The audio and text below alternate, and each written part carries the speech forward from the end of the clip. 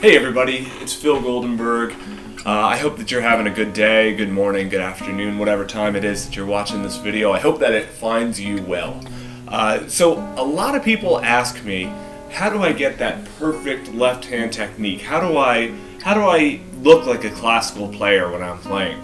And the truth of the matter is that there's really not that much that goes into left hand technique. Most of left hand technique is just forcing yourself, is just reminding yourself, really more than forcing yourself, reminding yourself about all the rules and the guidelines that come with the left hand. In fact, the left hand is such actually a simple, cut and dry topic. I'd be willing to bet that I can teach you everything that you need to know about the left hand, about left hand form and technique in 3 minutes or less. So without any further ado, let's jump right into it. I'm going to put 3 minutes up on the clock, and we're about to go in 3, 2, 1. So the first thing that you need to know about left hand is that there's two ways that we can grip objects. I've got a regular pencil here. You can either have a power grip, which is like this. This is like you're lifting weights, and this is characterized by lots and lots of contact with whatever you're holding. It's like you're lifting weights, you're doing pull-ups. This is great for anything where you need lots of strength, because your whole arm is going to be engaged when you hold something like this. However, this isn't great for fine motor control. I mean, imagine writing your name like this. It's not going to happen, right? So the other way that we can hold things is with a precision grip, which is like this. Now this is characterized by very few points of contact, only 3 points of contact when I hold a pencil. However, all of my muscles are loose all the way up the arm, and I have lots and lots of fine motor control. So when we're playing guitar, we're going to go for a precision grip rather than a power grip. However, when we're playing guitar, we're not going to have 3 points of contact, 1, 2, 3, we're going to have 5. The tips of all of our fingers and the flat part of your thumb, 1, 2, 3, 4, 5. So if you're holding this pencil like me, using the tips of all your fingers, you probably already automatically have perfect guitar technique.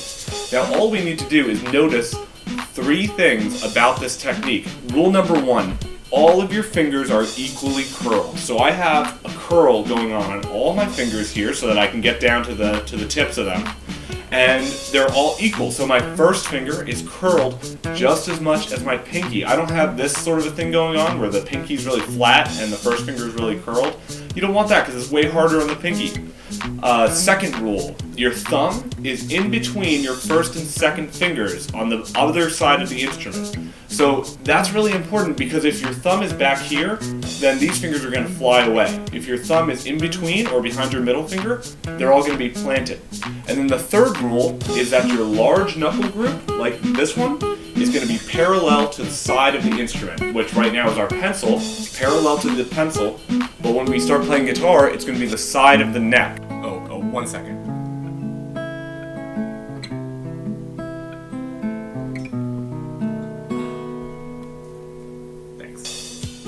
So what that's going to look like on the guitar is we're going to line up our hands, 1 finger to a fret. All of our fingers are equally curled. The large knuckle group is parallel to the side of the neck, just like this. And our thumb is in the center of the back of the neck, opposite your middle finger, or between your middle and first finger. So on the guitar, it's really going to look like this. So it can look like this. Player perspective, it'll look like that. That's what we're going for, just as your neutral position. Oh, and stay loose. Don't grip too hard. Whew. So that's it. That's actually it for everything that you need to know about the left hand. Now, of course, the hard part isn't watching this video, hopefully. The hard part is when you're practicing, remembering all these things when you're trying to play good music. Everything that I talked about in those 3 minutes was all about a neutral position for your left hand. A position where you're ready to do anything.